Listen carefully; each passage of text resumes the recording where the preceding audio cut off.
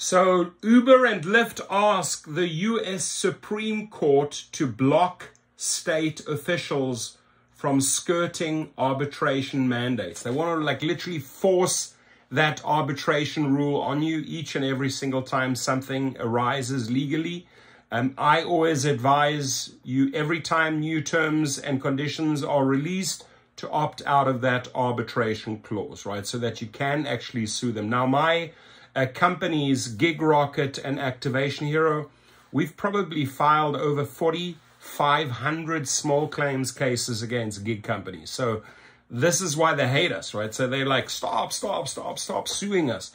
Listen, if you wrongfully deactivate a driver and he or she is losing money, we go after that money at Gig Rocket, go below. So if you've been wrongfully deactivated, you fall into this category. We'll go right around the arbitration clause, straight into small claims where we always get quick results. Check it out. But back to the article here, you know, they worried. So they elevated all the way up to the Supreme Court with, you know, nobody else but Tony West. In a pair of new petitions to the US Supreme Court, rideshare companies Uber and Lyft are asking the justices. So they obviously work together, and you see, this is where they collaborate, right? They're getting screwed there. Oh, let's join together and make this appeal to the US Supreme Court. They're asking the justice to bar state officials from using their enforcement power to seek money for workers or consumers who have signed arbitration agreements. The petitions docketed on April the 18th could have huge implications if the Supreme Court agrees to hear the case. Technically, the companies want the justices to review a 2023 California State Court appellate ruling that allowed California's Attorney General and Labor Commissioner to continue litigating claims that Uber and Lyft owe money to drivers who were misclassified as independent contractors. They contend that the California Court of Appeal, like state appellate courts in 5 other states, misread a key 2002 Supreme Court decision when it concluded that state officials are not bound by workers' arbitration agreements. But make no mistake, the theory espoused by Uber and Lyft would preclude all kinds of litigation by states' attorney general, from consumer protection and unfair competition litigation to anti-discrimination suits.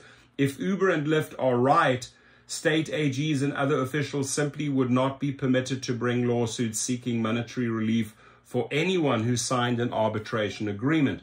The companies said as much in their petitions, arguing that in response to Supreme Court decisions allowing companies to impose mandatory arbitration on workers and consumers, states have become increasingly likely to adopt creative devices, in the words of Lyft's lawyers from Munger, Tollers and Olson, to undermine arbitration. And unless the Supreme Court steps in, Uber and Lyft said state officials will continue to expand such loopholes until the Federal Arbitration Act is effectively nullified.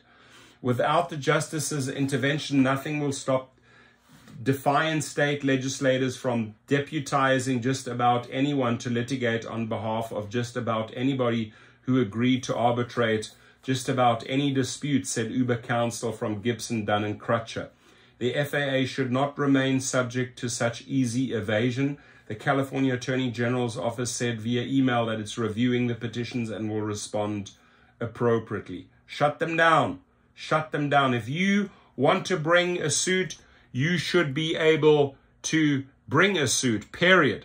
Right? They should not appeal to the Supreme Court. Oh, protect us, right? From these drivers that have legitimate cases. We'll continue suing them. We'll continue bringing the cases. We'll continue winning them. So please leave your comments below.